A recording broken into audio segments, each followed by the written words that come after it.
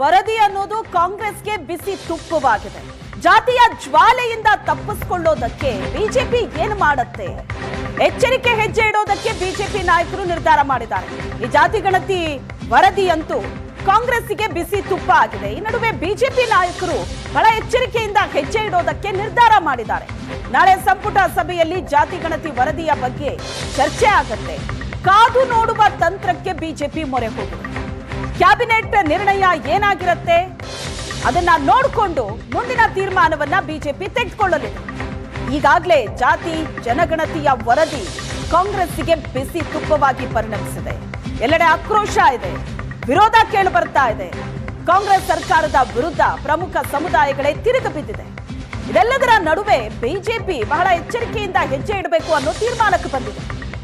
ಜಾತಿ ಜನಗಣತಿ ವರದಿ ವೈಜ್ಞಾನಿಕ ಅಲ್ಲ ಅಂತ ಬಿಜೆಪಿ ಹೇಳಿದ್ದು ಹೆಚ್ಚುವರಿ ಮಾಹಿತಿಯನ್ನ ಪಡೆದು ಮುಂದಿನ ಹೋರಾಟಕ್ಕೆ ಪ್ಲಾನ್ ನಡೆಸಿದ್ದಾರೆ. ಜಯಪ್ರಕಾಶ್ ಹೆಗಡೆ ವರದಿ ವಿಚಾರದಲ್ಲಿ ಬಿಜೆಪಿಗೆ ಸಂಕಷ್ಟ ಇದೆ. ಬಿಜೆಪಿ ಅವಧಿಯಲ್ಲೇ ಮಧ್ಯಂತರ ವರದಿಯನ್ನ ಜಯಪ್ರಕಾಶ್ ಹೆಗಡೆ ನೀಡಿದ್ರು. ಹೆಗಡೆ ವರದಿ ಮೇಲೆ ಮೀಸಲಾತಿ ನಿರ್ಣಯವನ್ನ ಮಾಡಿದ್ದಂತಹ ಬಿಜೆಪಿ ಒಕ್ಕಲಿಗರು ಲಿಂಗಾಯತರಿಗೆ 2% ಹೆಚ್ಚುವರಿ ಮೀಸಲಾತಿಯನ್ನ ನೀಡಲಾಗಿತ್ತು. ಮುಸ್ಲಿಮರಿಂದ ಪಡೆದು ಒಕ್ಕಲಿಗರಿಗೆ ಲಿಂಗಾಯತರಿಗೆ ನೀಡಲಾಗಿತ್ತು. ಬೊಮ್ಮಾಯಿ ನಿರ್ಣಯಕ್ಕೆ ಆಧಾರವಾಗಿದ್ದಂತಹ ಮಧ್ಯಂತರ ವರದಿ ಇದು. ಈ ಬಗ್ಗೆ ಹೆಚ್ಚಿನ ಡೀಟೇಲ್ಸ್ ಕೊಡ್ತಾರೆ ನಮ್ಮ ಪ್ರತಿನಿಧಿ ಆನಂದ್ ಬೈದನ್ಮನೆ ಸಂಪರ್ಕದಲ್ಲಿದ್ದಾರೆ. ಆನಂದ್, ಜಾತಿ ಜನಗಣತಿ ವರದಿ ಈಗ ಕಾಂಗ್ರೆಸ್ಸಿಗೆ ಬಹಳ ದೊಡ್ಡ ಸಂಕಷ್ಟ ತಂದಿಟ್ಟಿದೆ. ಯಾಕಂದ್ರೆ ವಿಪಕ್ಷ ಮಾತ್ರ ಅಲ್ಲ, ಸ್ವಪಕ್ಷದಲ್ಲೂ ವಿರೋಧ ಇದೆ. ಪ್ರಮುಖ ಸಮುದಾಯದವರು ಈಗಾಗಲೇ ತಿರುಗಿ ಬಿದ್ದಿದ್ದಾರೆ. ಬಟ್ ಬಿಜೆಪಿ ಸ್ಟ್ಯಾಂಡ್ ಏನು? ಬಿಜೆಪಿ ಎಚ್ಚರಿಕೆಯ ಹೆಜ್ಜೆಯನ್ನ ಇಡ್ತಾ ಇದೆ. ಯಾಕಂದ್ರೆ ಅಲ್ಲೂ ಕೂಡ ಒಂದಷ್ಟು ಕಾರಣ ಇದೆ. ಈ ಹಿಂದೆ ಬೊಮ್ಮಾಯಿ ಸರ್ಕಾರದಲ್ಲಿ ಆದಂತಹ ಬೆಳವಣಿಗೆ. ಸೊ ಬಿಜೆಪಿಗೆ ಯಾವ ರೀತಿ ಸಂಕಷ್ಟ? ಶ್ವೇತಾ, ಬಿಜೆಪಿಯ ಒಟ್ಟಾರೆ ಸಂಘಟನಾತ್ಮಕ ದೃಷ್ಟಿಯನ್ನು ನೋಡ್ತಾ ಇದ್ರೆ ಬಿಜೆಪಿಯಿಂದ ದೂರ ಇರತಕ್ಕಂಥ ಹಿಂದುಳಿದ ವರ್ಗಗಳ ಒಂದು ಮತವನ್ನು ಕೂಡ ಪಡಿಬೇಕಾಗಿರ್ತಕ್ಕಂಥ ಅನಿವಾರ್ಯತೆ ಇದೆ. ಈ ಹಿಂದಿನ ಚುನಾವಣೆಗಳ ಆಧಾರದ ಮೇಲೆ ಬಿಜೆಪಿ ಯಾವ ವರ್ಗದತ್ತ ಒಲವನ್ನು ವ್ಯಕ್ತಪಡಿಸಬೇಕು ಅಂತಕ್ಕಂಥದ್ದು ಸಂಘಟನೆ ದೃಷ್ಟಿಯಿಂದಲೂ ಕೂಡ ಯೋಚನೆ ಮಾಡಿದಾಗ ಸಹಜವಾಗಿ ಹಿಂದುಳಿದ ವರ್ಗದವರ ಬಗ್ಗೆನೂ ಕೂಡ ಹೆಚ್ಚು ಆಸಕ್ತಿ, ದಲಿತ ವರ್ಗದ ಬಗ್ಗೆ ಕೂಡ ಹೆಚ್ಚು ಆಸಕ್ತಿಯನ್ನು ವ್ಯಕ್ತಪಡಿಸಿ ಬಿಜೆಪಿ ತಂದೆ ಆಗಿರ್ತಕ್ಕಂಥ ಕಾರ್ಯಸೂಚನೆಗಳನ್ನು ಸಿದ್ಧಪಡಿಸ್ತಾ ಇದೆ. ಈಗ ಹಿಂದುಳಿದ ವರ್ಗದವರಿಗೆ ಮೀಸಲಾತಿ ಪ್ರಮಾಣ ಏರಿಕೆ ಮಾಡಬೇಕು ಅಂತಕ್ಕಂಥ ಪ್ರಸ್ತಾಪವನ್ನು ಕೂಡ ಒಳಗೊಂಡಂತೆ 10 ಹಲವು ಶಿಫಾರಸುಗಳು ಜಾತಿ ಜನಗಣತಿ ವರದಿಯಲ್ಲಿ ಪ್ರಸ್ತಾಪ ಆಗಿದೆ. ಹಾಗಾದಾಗ ಸರ್ಕಾರ ಬಿಜೆಪಿ ಏಕಾಏಕಿ ನಿರ್ಧಾರಗಳನ್ನು ತೆಗೆದುಕೊಳ್ಳಿಕ್ಕೆ ಆಗೋದಿಲ್ಲ. ಹಾಗಾಗಿ ಎಲ್ಲವನ್ನೂ ಕೂಡ ಕಾದು ನೋಡೋ ತಂತ್ರದತ್ತ ಬಿಜೆಪಿ ಮುಂದಾಗಿದೆ. ಈಗಾಗಲೇ ಬಿಜೆಪಿ ಬಹಳ ಸ್ಪಷ್ಟವಾಗಿ ತನ್ನ ಅಭಿಪ್ರಾಯಗಳನ್ನು ಹೇಳಿದೆ. ಜಾತಿ ಜನಗಣತಿ ಸಮುದಾಯಗಳನ್ನು ಒಡೆದು ಆಳತಕ್ಕಂಥ ನೀತಿ ಇದು. ಯಾವುದೇ ಕಾರಣಕ್ಕೂ ಇದು ಒಳ್ಳೆಯದಾದ ಬೆಳವಣಿಗೆ ಅಲ್ಲ. ಜಾತಿ ಜನಗಣತಿ ವರದಿ ಏನಿದೆ ಇದು ಮೇಲ್ನೋಟಕ್ಕೆ ಇದು ಅವೈಜ್ಞಾನಿಕವಾಗಿರ್ತಕ್ಕಂಥ ವರದಿ ಅಂತಕ್ಕಂಥ ಅಭಿಪ್ರಾಯವನ್ನು ಬಿಜೆಪಿ ನಾಯಕರು ಈಗಾಗಲೇ ತಮ್ಮ ಅಭಿಪ್ರಾಯಗಳನ್ನು ವ್ಯಕ್ತಪಡಿಸಿದ್ದಾರೆ. ಆದರೆ ಇದರ ಹೊರತಾಗಿಯೂ ಕೂಡ ಬಿಜೆಪಿ ಬಹಳ ಎಚ್ಚರಿಕೆ ನಡೆಯನ್ನು ಅನುಸರಿಸ್ತಾ ಇದೆ. ಕಾದು ನೋಡುವ ತಂತ್ರವನ್ನು ಬಿಜೆಪಿ ಅನುಸರಿಸ್ತಾ ಇರತಕ್ಕಂಥದ್ದು. ಯಾಕೆಂತಂದ್ರೆ ಜಯಪ್ರಕಾಶ್ ಹೆಗಡೆಯವರ ಮಧ್ಯಂತರ ವರದಿಯ ಆಧಾರದ ಮೇಲೆ ಬಿಜೆಪಿ ಈಗಾಗಲೇ ನಿರ್ಧಾರವನ್ನು ತೆಗೆದುಕೊಂಡಿದೆ. ಜಯಪ್ರಕಾಶ್ ಹೆಗಡೆಯವರ ನೇಮಕ ಮಾಡಿರ್ತಕ್ಕಂಥದ್ದು ಬಿಜೆಪಿ ಸರ್ಕಾರ. ಜಯಪ್ರಕಾಶ್ ಹೆಗಡೆಯವರ ಜೊತೆ ಇತರ ಏನು ಹಿಂದುಳಿದ ವರ್ಗಗಳ ಆಯೋಗದ ಸದಸ್ಯರನ್ನು ಮಾಡಿರ್ತಕ್ಕಂಥ ಬಿಜೆಪಿ ಸರ್ಕಾರ.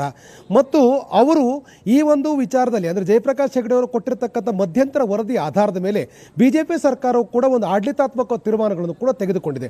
ಮೀಸಲಾತಿಯನ್ನು ನೀಡತಕ್ಕಂಥ ನಿರ್ಧಾರವನ್ನು ಕೂಡ ತೆಗೆದುಕೊಂಡಿದೆ.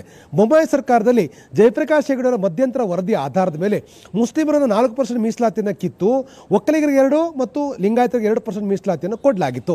ಇಂತಹ ನಿರ್ಣಯವನ್ನು ಜಯಪ್ರಕಾಶ್ ಹೆಗಡೆಯವರ ಮಧ್ಯಂತರ ವರದಿಯ ಮೇಲೆ ತೆಗೆದುಕೊಂಡಿರ್ತಕ್ಕಂಥ ನಿರ್ಧಾರ. ಈಗ ಜಯಪ್ರಕಾಶ್ ಹೆಗಡೆಯವರೇ ಸರ್ಕಾರಕ್ಕೆ ಪೂರ್ಣ ಪ್ರಮಾಣದ ವರದಿಯನ್ನು ಕೊಟ್ಟಿದ್ದಾರೆ. ಹಾಗಾದರೆ ವರದಿಯನ್ನು ಹೇಗೆ ವಿರೋಧಿಸಬೇಕು ಅಂತಕ್ಕಂಥದ್ದು ಕೂಡ ಅತ್ಯಂತ ಸಂದಿಗ್ಧವಾಗಿರ್ತಕ್ಕಂಥ ಪರಿಸ್ಥಿತಿ. ಜಯಪ್ರಕಾಶ್ ಹೆಗಡೆಯವರನ್ನ ವಿರೋಧ ಮಾಡಲಿಕ್ಕೆ ಬಿಜೆಪಿಗೆ ಕಾರಣಗಳಿಲ್ಲ. ಆದರೆ ಜಯಪ್ರಕಾಶ್ ಹೆಗಡೆ ವರದಿಯಲ್ಲಿರ್ತಕ್ಕಂಥ ವಿವರಗಳ ಬಗ್ಗೆ ವಿರೋಧ ಮಾಡಲಿಕ್ಕೆ ಸಕಾರಣಗಳಿದ್ದಾವೆ. ಆ ಕಾರಣಕ್ಕಾಗಿಯೇ ನಾಳೆ ಸಚಿವ ಸಂಪುಟ ಸಭೆಯಲ್ಲಿ ಯಾವ ನಿರ್ಧಾರ ತೆಗೆದುಕೊಳ್ತಾರೆ ಅದರ ಮೇಲೆ ಬಿಜೆಪಿ ತನ್ನ ನಿಲುವನ್ನು ವ್ಯಕ್ತಪಡಿಸುತ್ತೆ. ಯಾಕಂದರೆ ನಾಳೆ 4 ಗಂಟೆಗೆ ವಿಶೇಷವಾದಂಥ ಸಚಿವ ಸಂಪುಟ ಸಭೆ ಕೂಡ ನಿಗದಿಯಾಗಿದೆ. ಆ ಒಂದು ಸಭೆಯಲ್ಲಿ ಕೆಲವು ಪ್ರಮುಖ ನಿರ್ಧಾರಗಳನ್ನು ಸರ್ಕಾರ ತೆಗೆದುಕೊಳ್ತಕ್ಕಂಥ ಸಾಧ್ಯತೆಗಳಿದೆ. ಇದು ರಾಜಕೀಯವಾಗಿರ್ತಕ್ಕಂಥ ಹಿತಕ್ಕೆ ಪೂರಕವಾದ ನಿರ್ಧಾರಗಳಾಗಿದ್ದೆ ಆದರೆ ಸಮುದಾಯದ ಹಿತಕ್ಕಿಂತ ರಾಜಕೀಯ ಹಿತವೇ ಇದರ ಹಿಂದೆ ಇದ್ದದ್ದೇ ಆದರೆ ನಿಶ್ಚಯವಾಗಿಯೂ ಕೂಡ ಬಿಜೆಪಿ ರಾಜಕೀಯವಾಗಿರ್ತಕ್ಕಂಥ ಲೆಕ್ಕಾಚಾರದ ಆಧಾರದ ಮೇಲೆ ಒಂದು ಸ್ಪಷ್ಟವಾಗಿರ್ತಕ್ಕಂಥ ಹೋರಾಟವನ್ನು ತೆಗೆದುಕೊಳ್ಳುತ್ತೆ ಅನ್ನುವಂಥ ಮಾತುಗಳು ಕೂಡ ಕೇಳಿಬರ್ತದೆ. ಆ ಕಾರಣಕ್ಕಾಗಿಯೇ ಬಿಜೆಪಿ ಎಚ್ಚರಿಕೆ ಹೆಜ್ಜೆಯನ್ನು ಇಡ್ತಾ ಇದೆ. ಏಕಾಏಕಿ ಇದನ್ನು ವಿರೋಧಿಸ್ತಕ್ಕಂಥ, ಏಕಾಏಕಿ ಎಲ್ಲವನ್ನೂ ಕೂಡ ಖಂಡಿಸ್ತಕ್ಕಂಥ ಅಥವಾ ಈಗಲೇ ಯಾವುದೋ ಹೋರಾಟವನ್ನು ಘೋಷಣೆ ಮಾಡ್ತಕ್ಕಂಥ ನಿಲುವಿಗೆ ಬಿಜೆಪಿ ಬಂದಿಲ್ಲ. ಬದಲಾಗಿ ಸಚಿವ ಸಂಪುಟ ಸಭೆಯಲ್ಲಿ ತೆಗೆದುಕೊಳ್ತಕ್ಕಂಥ ನಿರ್ಣಯದ ಆಧಾರದ ಮೇಲೆ ಒಂದು ಸ್ಪಷ್ಟವಾದ ನಿರ್ಧಾರಕ್ಕೆ ಬಿಜೆಪಿ ಬರ್ತದೆ. ಆ ಕಾರಣಕ್ಕಾಗಿ ನಾಳೆ 4 ಕಡೆ ನಡೀತಕ್ಕ ಸಚಿವ ಸಂಪುಟ ಸಭೆಯಲ್ಲಿ ಯಾವ ಅಭಿಪ್ರಾಯಗಳು ವ್ಯಕ್ತವಾಗಬಹುದು, ಇವೆಲ್ಲವೂ ಕೂಡ ಬಹಳ ಪ್ರಮುಖವಾಗಿರುವಂಥದ್ದು. Yes, thank you Anand.